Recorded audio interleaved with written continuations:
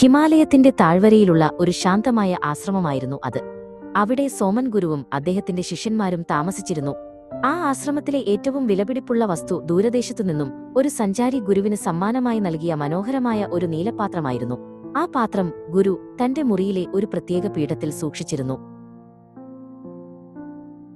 മാധവൻ എന്ന കൊച്ചു ശിഷ്യനായിരുന്നു ഗുരുവിന്റെ മുറി വൃത്തിയാക്കാനുള്ള ചുമതല. ഓരോ ദിവസവും അവൻ അതീവ ശ്രദ്ധയോടെയാണ് ആ മുറി തൂത്തുവാരിയിരുന്നത്.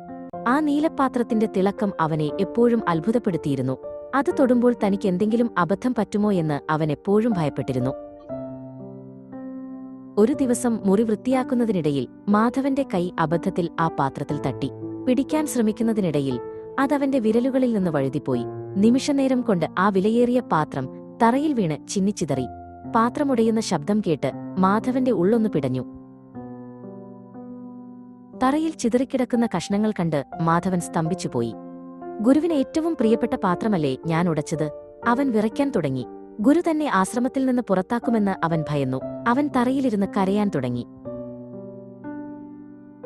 ശബ്ദം കേട്ട് സോമൻ ഗുരുമുറിയിലേക്ക് നടന്നുവന്നു. തറയിൽ ഉടഞ്ഞുകിടക്കുന്ന പാത്രവും കരയുന്ന മാധവനെയും അദ്ദേഹം കണ്ടു. മാധവൻ പേടിയോടെ ഗുരുവിന്റെ മുഖത്തേക്ക് നോക്കി. ഗുരു ദേഷ്യപ്പെടുമെന്നാണ് അവൻ കരുതിയത്. പക്ഷേ ഗുരുവിന്റെ മുഖം ശാന്തമായിരുന്നു. ഗുരു, എന്നോട് ക്ഷമിക്കണം, ഞാൻ അറിയാതെ സംഭവിച്ചു പോയതാണ്, മാധവൻ വിറയ്ക്കുന്ന ശബ്ദത്തോടെ പറഞ്ഞു. ആ വിലയേറിയ പാത്രം ഇനി ഒരിക്കലും തിരിച്ചുകിട്ടില്ലല്ലോ. ഞാൻ വലിയൊരു തെറ്റാണ് ചെയ്തത്. അവന്റെ കണ്ണുകളിൽ നിന്ന് കണ്ണുനീർ ധാരധാരയായി ഒഴുകി. ഗുരു മെല്ലെ മാധവന്റെ അരികിലേക്ക് നടന്നു. അദ്ദേഹം കുനിഞ്ഞ് അവനെ പിടിച്ചെഴുന്നേൽപ്പിച്ചു.